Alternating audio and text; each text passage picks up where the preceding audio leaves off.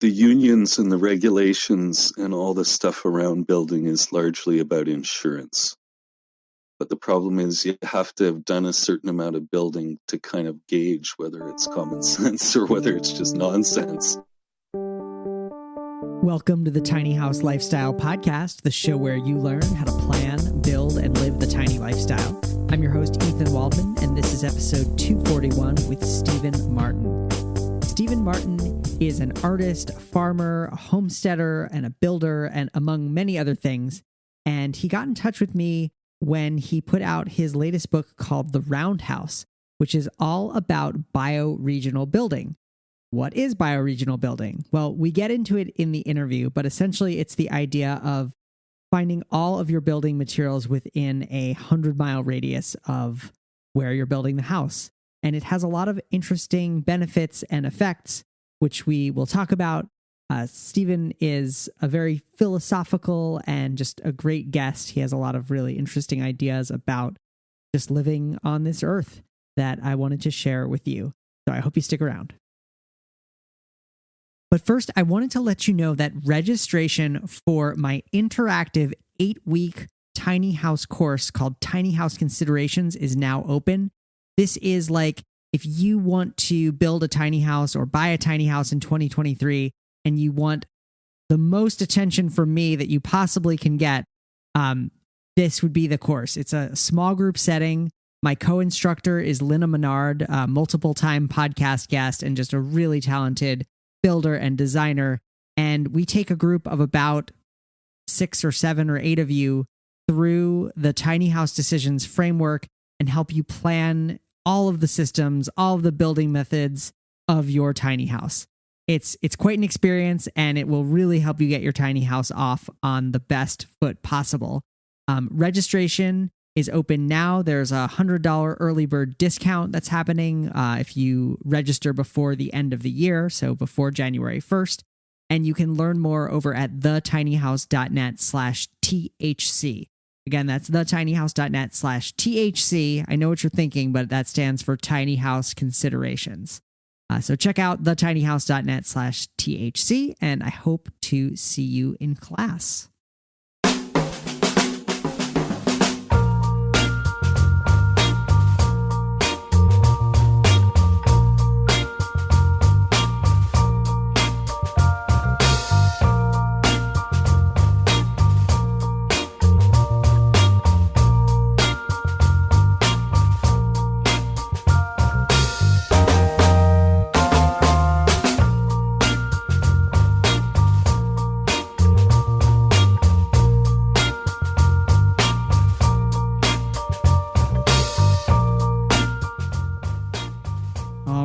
I am here with Stephen Martyn.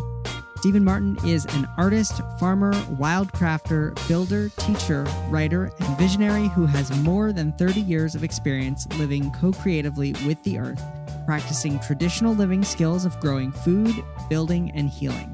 Stephen created Livingstone and Green Bloom in 1986, Toronto's first green landscaping company. In 1996, he created the Algonquin Tea Company, North America's premier bioregional tea company. He has given talks and run workshops internationally for more than 20 years and taught plant identification and wilderness skills at Algonquin College for 11 years and at the Orphan Wisdom School for 8 years. In 2014, Megan and Stephen started the Sacred Gardener Earth Wisdom School. Stephen released his first book, The Story of the Madawaska Forest Garden, in 2016, his second, Sacred Gardening, in June 2017, and The Roundhouse in 2022. Stephen Martyn, welcome to the show. Thank you, Ethan. Nice to be here, or nice to be there, or somewhere. For you to have me. Yes, we're meeting somewhere. Yeah, exactly. In the ethers. Meeting somewhere in the cloud. Yeah. So you sent me your book, The Roundhouse, and I really enjoyed looking through it, and it kind of introduced me to the concept of bioregional building. Nice. So can you kind of define that for us as a concept? Yeah.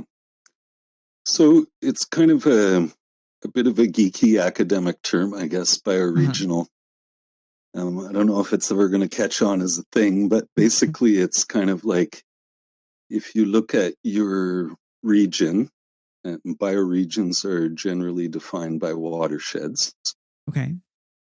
Without getting too deep into that, you're looking at your region and you're looking at where the region is losing wealth and where it's, gaining wealth in a sense. Mm-hmm. So the region as organism. And then you start to kind of like, this is on a social scale. This is how you would look at it is like, for example, if we're buying cars and Mm-hmm. most of our money is going to go probably to the States, Mm-hmm. but just to say it's not going to stay in the region. But if we're buying, from a market garden or we're buying someone who making furniture or tiny houses or something locally, then the money's staying in the region. So that's kind of the broader sense of the definition. And on a smaller kind of personal way, it's basically trying to get everything local.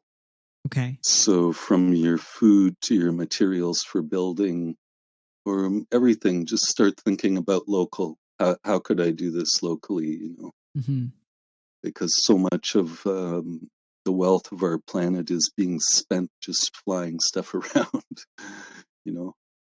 Yeah, absolutely. And that I know that in the building materials industry in particular, there's a lot of kind of global materials, things that are being shipped around the world. Most of the wood studs that I can buy here in Vermont probably come from somewhere in the southern United States. And I know that, if you're west of the Mississippi, it's a lot of stuff from the Pacific Northwest. So it sounds like it's about finding building materials locally. Definitely. Yeah, and I mean, sometimes there's recycled things like skids and things like that, which I know for tiny houses are quite a viable option for quite a few aspects of them. Yeah. But, in general, like say in my area here, for example, we have what's called Eastern cedar or Mm-hmm. white cedar. Mm-hmm. There's almost no industry that uses it because it's very inconsistent. Its tensile strength is very inconsistent, Mm-hmm. so it's difficult to grade. But if you know wood, it's fantastic wood, and there's lots of local people around here who are, sustainably working their bush with their little mills, Mm-hmm. portable mills. Yep. And so those are the people you're looking for, right? As opposed to, as you said, stuff that's been shipped, here and around or certainly across country. Yeah. Um, and the idea of a 100-mile house, was that kind of inspired by the 100-mile diet? Yeah, completely. I tried unsuccessfully to get in touch with those folks before I stole their idea, but I didn't title my book that way for obvious reasons. But Yeah. it is the same idea, and it really they hit it at the right point or whatever their publicist did, and it actually became quite a phenomenal book because people hadn't really considered that stuff. And then the whole thing of locavores, Yeah. is an actual movement, which is pretty amazing. So it just shows how one good seed idea can just kind of spread out into things, and suddenly everybody gets it because we're all ready to hear it. Yeah, absolutely. Here in Vermont, where I am, there are multiple local lumber operations, and the tiny house that I built Nice. used a lot of local cedar and pine. But I know that that's not the case for everyone, for everywhere. I'm curious, how do you see the concept of a 100-mile house applied, to someone maybe living in a city or, in a place where maybe no trees grow? Maybe they live in the desert. Yeah, well, I mean, really to bring this full circle, if I think of the Earth ships, the garbage warrior there, Mm-hmm. Michael, what's his name? I don't know his last name. I know who you're talking about, Okay. though. Sorry about that. That's okay.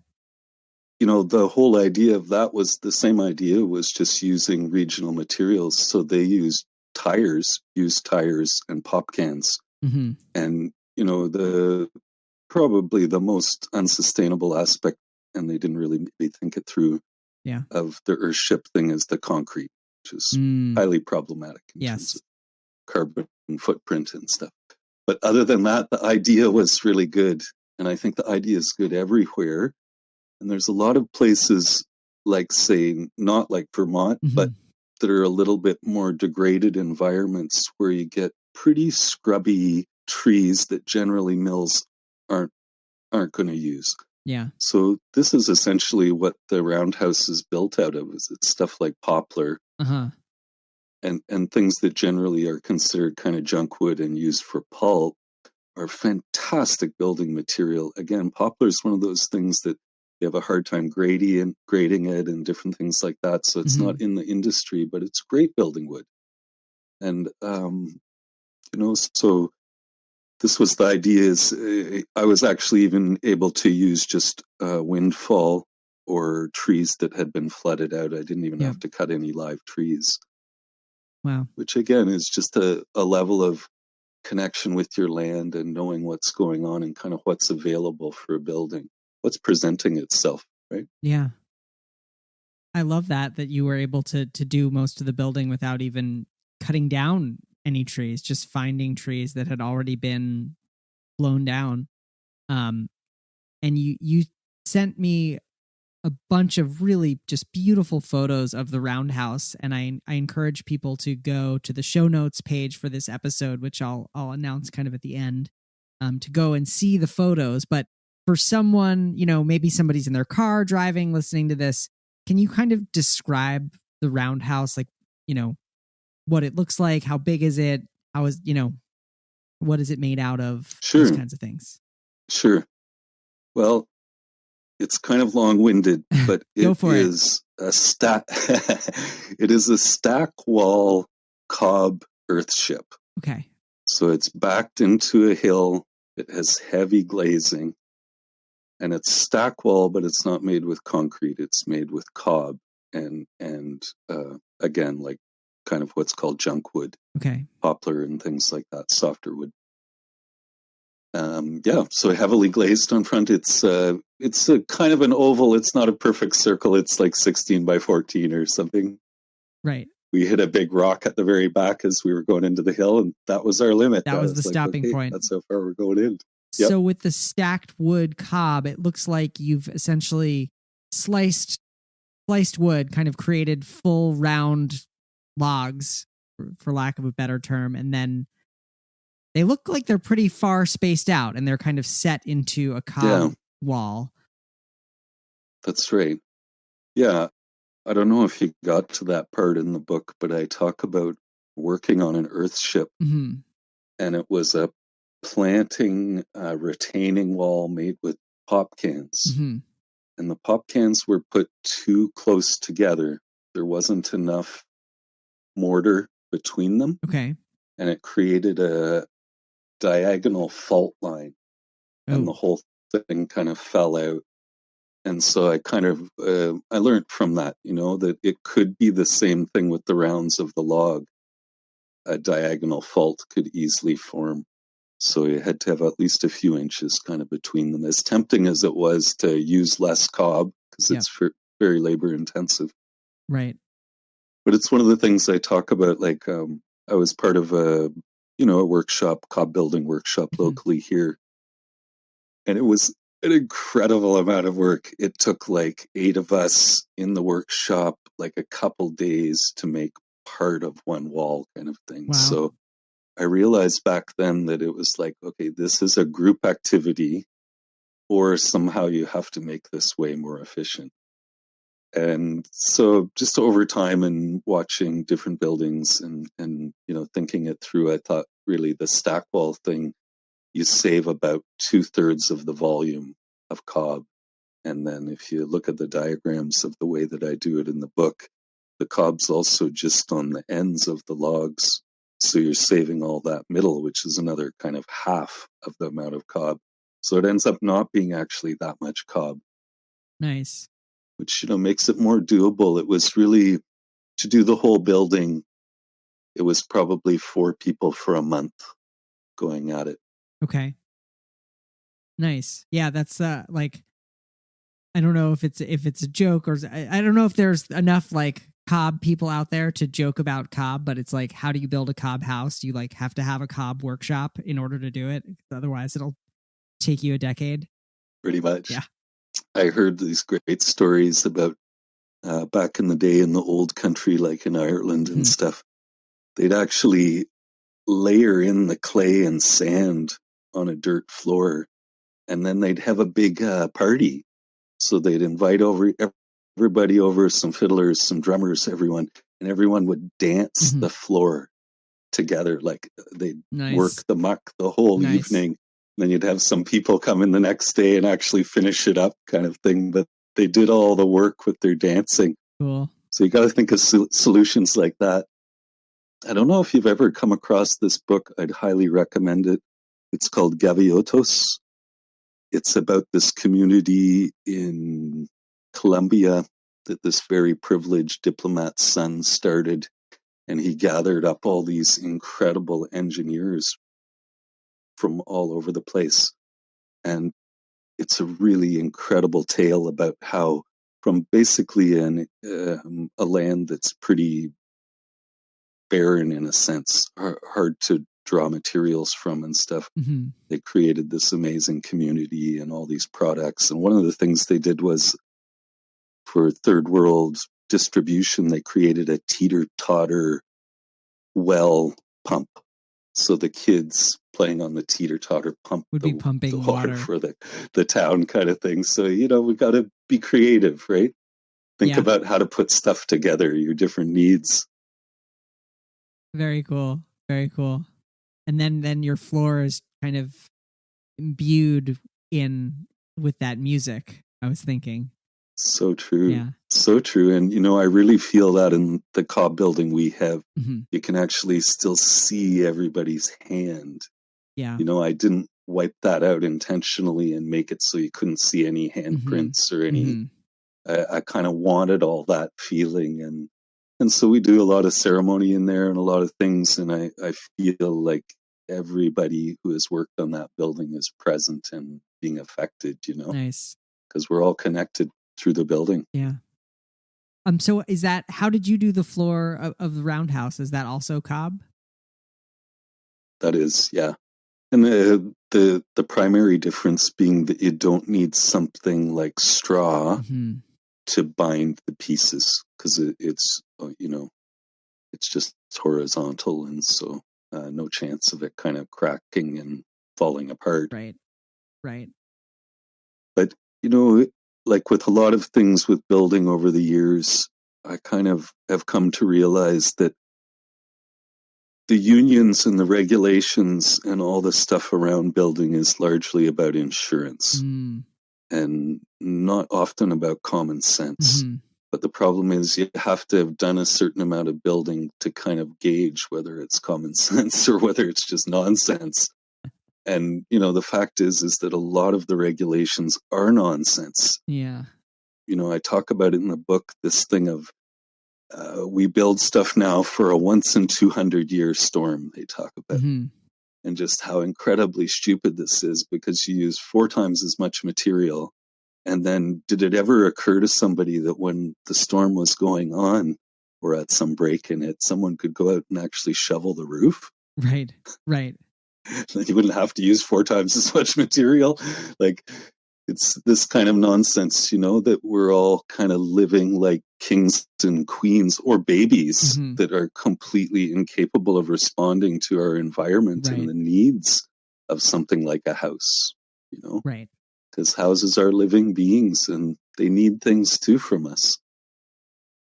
Yeah, I mean, it seems like that is one of the features or bugs of modern living, is that we're not really encouraged to think about our houses in that way as things that we need to really live in harmony with, I guess, we all think about, okay, we have to do maintenance. We have to like repaint the house every 10 years, or we have to, replace a fixture that breaks, but not in the way of like responding to natural events, weather events and things, and kind of keeping our house going. Absolutely. And it's, it's not just in building, it's across the board. Mm-hmm. The phrase that I love is the tyranny of convenience. Has taken over our world, Yeah. Everybody wants everything to be so easy and convenient. And because of that, all the culture of things is actually sacrificed. Yeah. And it's a powerful tyrant, convenience. Yeah. But I think there's something inherent in the tiny house thing that is actually going against that. I think it requires a degree of discipline, and not just discipline, but discernment.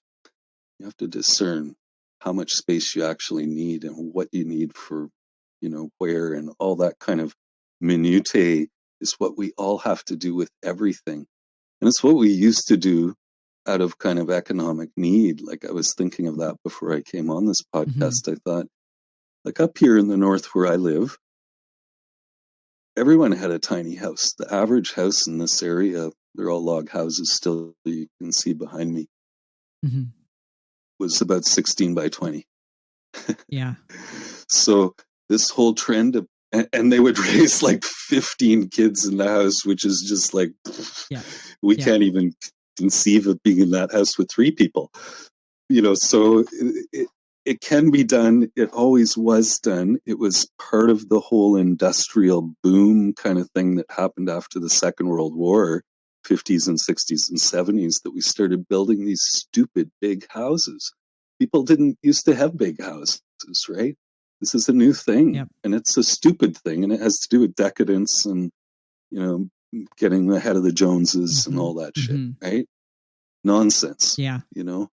And it was promoted by Hollywood and by everything else, and so people bought into it, and it's this movement that you're part of, is becoming aware, like, whoa, you need a place to sleep, and that's about it. Like, basically, a lot of stuff can go on outside or in ancillary buildings that don't need heavy duty insulation and all that kind of stuff, Yeah, and I think that there's a big realization in the tiny house movement that with that smaller house and that living outside of your house, there are so many other advantages, be it just in connection to community or, in just simple dollars and cents, not having to spend as much money to live and then not having to work as much to live. And just like all these life changes kind of flow from that home. Totally. Yeah, incredible, eh? Whereas the opposite is true for those big, mansions. It's like you have to be cleaning them all the time, and you got to fill them with stuff, because I've lived in quite a few tiny homes and old farmsteads and different places, and I can tell you, no matter how big your house is, you will fill it. It doesn't matter how small or how big. We have this amazing talent to fill stuff. So, yeah, if you have less space, then you totally consider, do I need this? Do I really need this? And the minimalism, definitely I can see, and, in the media and stuff, I can see goes in hand with the tiny house thing. I did want to kind of bring a question maybe a bit back to you, see what you think about something here. Because I think about this thing with minimalism. I have been very minimal at points in my life, but I'm not now. And part of it is because I'm a homesteader, but I realized what I am is I'm an anti-consumer. I don't buy anything new or anything industrial, but I am not a minimalist.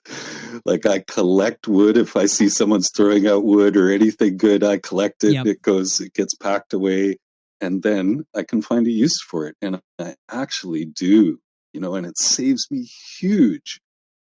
But then, you're talking, I know, about having storage and things like that, which are maybe a bit environmentally complicated, but I just think it's an interesting, and see what you think too, discernment between kind of what minimalism and anti-consumerism is, you know? Yeah, absolutely. And it's a great distinction to make. And I also think that I don't particularly subscribe to any one definition of minimalism. Like, I think that it's minimalism is to you, and it's different what it is to me. Like, I have 4 instruments on the wall behind me, but they're all very special to me, and they're all for different types of songs and music.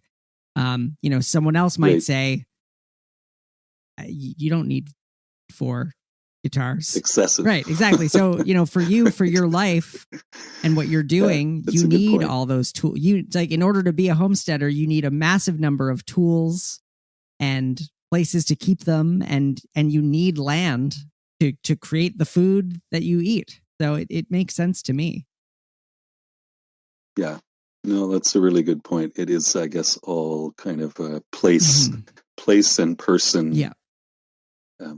Sense. Yeah.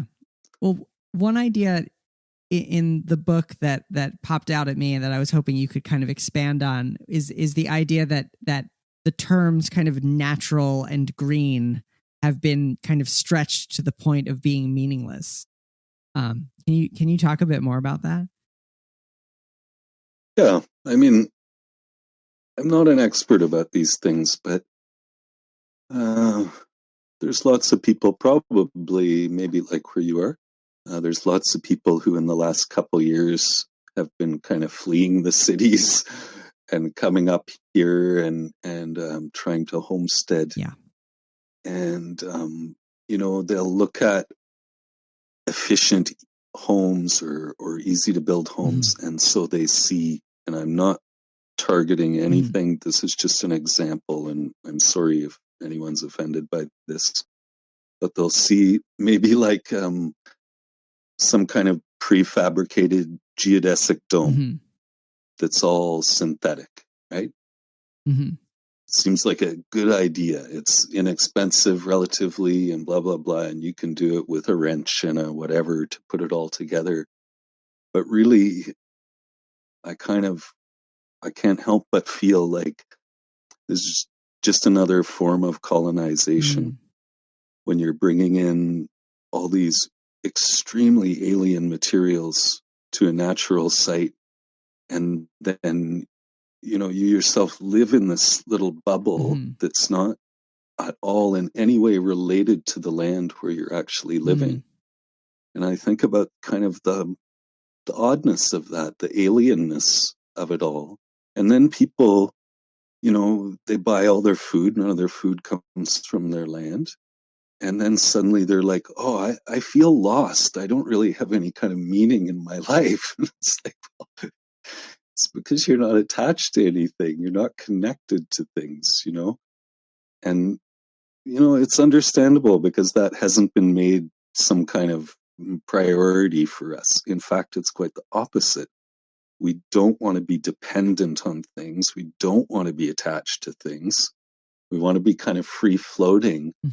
But that's kind of, it's an illusion, that's not how life works. It's part of us that maybe idealizes about these things, but it comes from a place of dysfunction. Really what we want is embeddedness. We want to be embedded in the land. We want to be embedded in our community. And this is what gives us meaning and purpose in our life. We don't generate it. It comes from the land and from other people. Yeah. And so we kind of move towards this ideal. We do it in so many ways. Like my generation, at least, was real keen on getting as far away from your parents as you could. Like as soon as you could. And so you moved out, you got a house, you move hundreds of miles away, and then you have a kid, and you're like, what the hell did I just do? I could have had like free daycare, and we do this kind of over and over with stuff where our independence, through trying to seek individualization and independence, we kind of sacrifice the body of something that we came from. Whether it's the earth or your community, it's the same thing. Yeah. And so the quick fix things, like, sorry about this geodesic dome people, Okay. but for example, yeah. Yeah, and I think that there's also something there about the experience of building your own home also as a way of connecting you to it. Mm, that's true. Yeah, very important, eh? And I talk about this in the book a bit, that this was a rite of passage for us in traditional cultures until you became married and you helped the woman and you built the home for her. You weren't considered a man. And so, and in traditional cultures, universally, the house was seen as feminine and it was owned by the woman. And, this is as it should be because, well, if men are flaky Mhm. and something goes on and they disappear or whatever, at least the family's stable then, right? The woman and the kids have a Yeah. house, and that's all important. Yeah, absolutely. And it's tough because not everybody necessarily will get to build their own house in their lifetime. Mm, Um, just I think the scale of the number of people that there are makes that impractical, if not impossible. But I do think that you can seek out an experience helping someone else build a house. There are plenty of people mm, looking for hands for their tiny house builds or Habitat for Humanity or all these different ways that you can get involved with building a house. And I agree that there's a special feeling to it and a connection that you get from doing it. yeah, yeah, for sure. Yeah, and I mean, I guess like anything else, is those who are attracted to it will find a way for it to Hmm. happen Hmm. for them, you know? And really, I mean, what you're talking about is cities, Yeah. because if you live out in the country and you have any degree of land, there's a good chance you could build your own tiny Right. house, Right. And again, with the powers that be, the local municipalities and stuff like that, you're better not to call it a house. I say Exactly. outline this in the book Yeah. as well.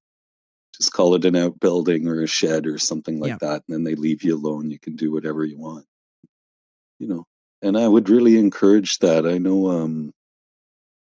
I'm kind of a disciple of Martyn, and he talks about building like a tea house for yourself, an ancestral house. Okay. And I think that's a really interesting idea. Like, even if, like you said, you live in an apartment or maybe you already live in a house that's already made or whatever, you can still do this thing where the sacredness of creating a building and the power of Hmm. creating a building, you can still do, by creating a shed or a garage or something, a tea house. And I think the building thing is an important piece. Like, I believe growing food, is just an important piece of being a human. Being able to forage and find your food and process it is central to what we are.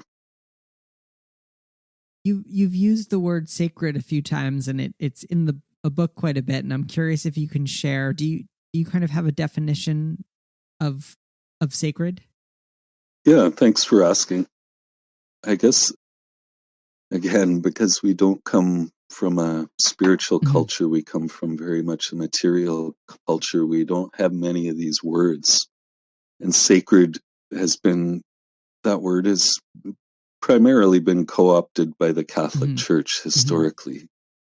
And so a lot of people might feel kind of a bit of a repulsion from it. And I think this is from the way the word was used, which was in the sense of sacred and profane, of higher and Hmm. lower. And I totally don't mean it in that way. Yeah. But how I mean sacred is something that's divinely inspired, Okay. and that the very foundation of our culture, every aspect of it, agriculture, pottery, building, all these things were divinely inspired. They were given to us by the gods.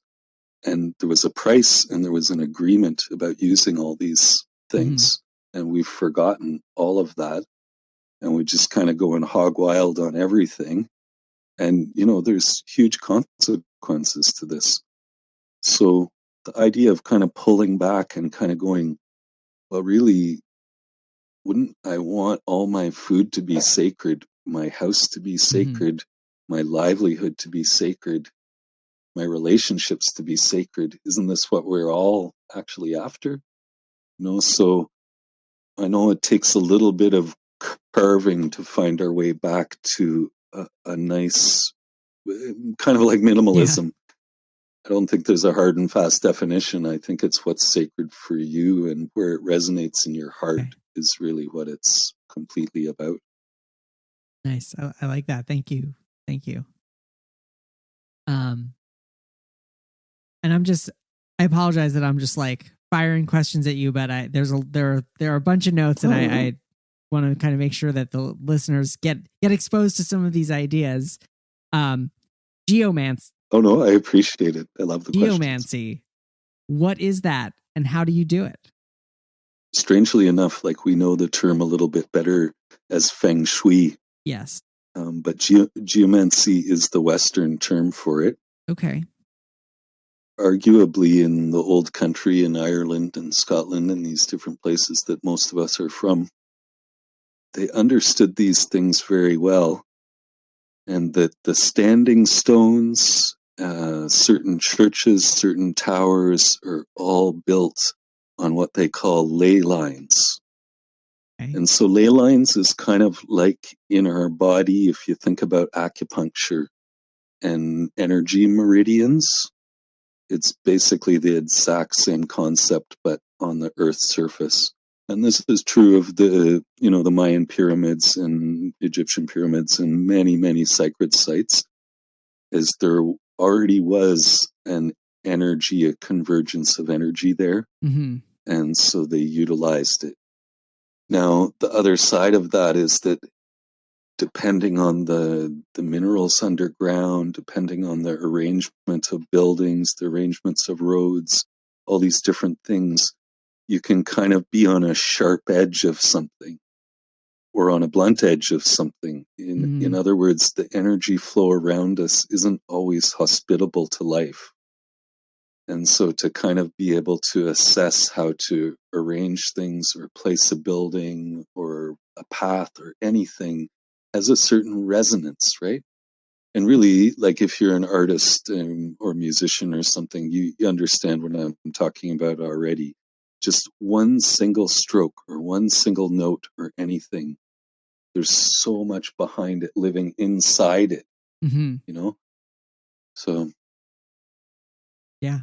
And then I'm kind of thinking about geomancy in the context of somebody with a tiny house on wheels, where they might actually move it, and it would be in different locations, and just needing to pick the right spot, within wherever they're able to park it. Yeah, for sure. Eh? Even, I think anyone who's done this with a van or even setting up a tent or whatever, it takes some doing to just find the right angle of things. And, obviously being level and all those things are kind of important. Yeah, definitely. I like this idea too, that even walking is, in a sense, we're electromagnetic beings. The earth is electromagnetic. So particularly if you're barefoot and you're walking, there is this whole interplay with the earth.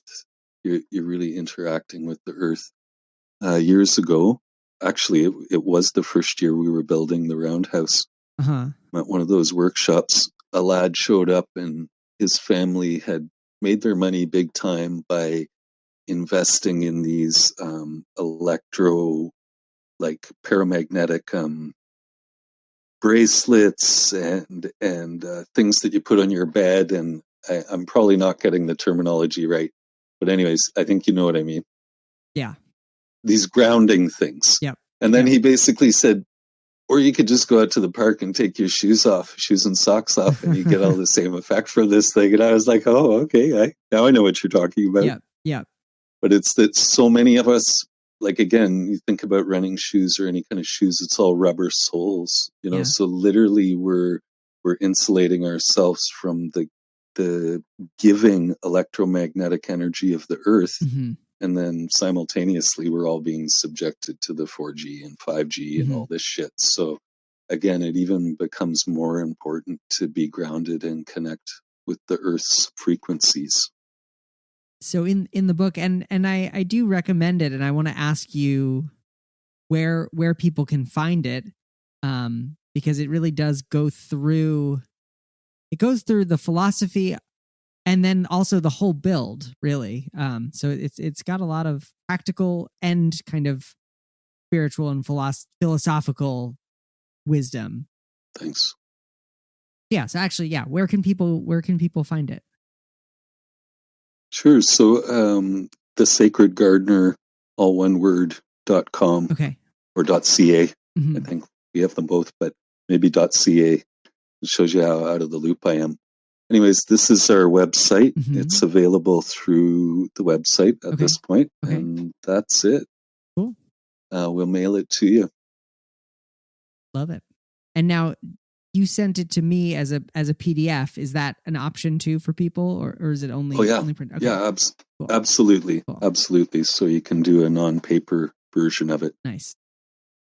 So in the book, you do talk about your Humanure toilet system, which is, very popular for tiny houses as well. I was curious if you could just talk us through kind of your version of the system, because you've got some things different than what, Joseph Jenkins, for example, talks about in his system, namely with the kind of the 2-bucket system. Right. My 2-bucket system or his 2-bucket system? Your 2-bucket system. My 2-bucket system. Okay. Yeah. I don't know. It's been a long time since I read any of this stuff, so I can't really remember. But yeah. So if people have camped in out in the wilds, they know thunder boxes. Mm-hmm. They're often referred to as, which is a rectangular box. Sometimes they're just one seater. Mm-hmm. Sometimes there's 2 seats so they can alternate. Mm. But basically, it's a sealed plywood box, painted, looks quite nice, and it fits 2 large buckets. I guess they're 5-gallon buckets. Okay. The toilet seat is over one. Mm-hmm. Generally, in our household, this is all very specific and intimate, but I guess we'll just go through with it. Yeah. That's fine. All my urine and my son's urine go out to the garden. Yep. The ladies go in the toilet, and then all our feces go in the toilet. Mm-hmm. So every time after you go, you dump like a yogurt container roughly full of sawdust. Yep. Which again, there's lots of local mills, and usually they're giving the stuff away because it's just in the way for them. So usually they're happy to have you come and take it. Yep. It's also great garden mulch. You can use it for all sorts of things. Cedar happens to be, a lot of the mills around me are cedar mills, so that's perfect because it has the whole kind of aromatic thing. Yeah. And the general kind of equation, as I understand it from that book, is that if there's carbon, if there's the material, the wood material, it will absorb all the sulfurs and nitrogens and these things that tend to create the stink. And it's absolutely true. I mean, we have this in our house. It's not in a sealed bathroom or anything crazy like that. Nobody who comes over ever notices it. We don't notice it. It's just, again,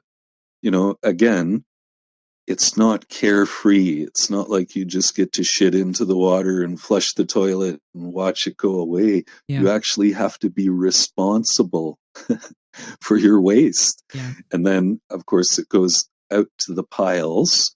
And I just have 2 piles, one for 1 year. And then at the end of that fall, like just a couple of weeks ago, that gets distributed to the fruit trees. Mm-hmm. So as compost, as manure. Another really important point that I learned from that book was that pathogens can't pass through the vascular part of a plant. Mm-hmm. The only way pathogens from, say, feces that haven't been fully composted would get on a plant is through splash. So when you're talking about fruit trees or something like that, then obviously that's fine. Yeah. The other thing is when you're spreading it as a compost, any of the surface stuff, the sun is this incredible being that sterilizes stuff like crazy. Yeah. So the truth is, like, I've even heard that, when people are in a pinch up here, local people with their septic tanks in the winter, they'll spread it out on the snow, and between the freeze and the sun, it actually gets sterilized. Wow. It's a solution to a bad situation, I guess. Yeah. You don't want to go there, though. Probably not legal, but okay. No, and not promoting the idea, but just to say there are these natural things that purify something like feces. It's only when we keep it in an anaerobic environment that it becomes very dangerous. And that's how things like in Canada here, there was the Walkerton thing where by groundwater, a lot of people got poisoned, and it was agricultural, and it was this really, really nasty thing that they do in agriculture now where the feces is liquefied, kept anaerobic, and then it's sprayed out on the fields. And it's all incredibly backward stuff. Yeah. Yeah. We have similar tensions here as well. There's a lot of agriculture, a lot of dairy, and Lake Champlain is actually, it has one of the largest watersheds for how big the lake is. And so the lake has unfortunately become polluted because of, in part because of a lot of the agriculture, but also just because there's so much flowing into it from so far and wide, it's kind of sad. Right. Yeah. So it can be turned around, though, yes. But yeah. Yeah. And people are working on it. I actually interviewed, and I'm not going to be able to remember his name right off the top of my head. I interviewed someone who has developed now at industrial scale a composting technique for agriculture that basically allows dairies to compost their manure in a safe way and actually use the heat from it to heat their buildings. Totally. Which is super cool. And the gas, actually, that's also quite possible for fuel. So again, these multi-layered things and things that work with many things in many ways, the creativity, there's a demand for it, a huge demand. Absolutely. Well, Stephen, I've really enjoyed speaking with you. One thing that I like to ask all my guests is just for recommendations for either books or other resources.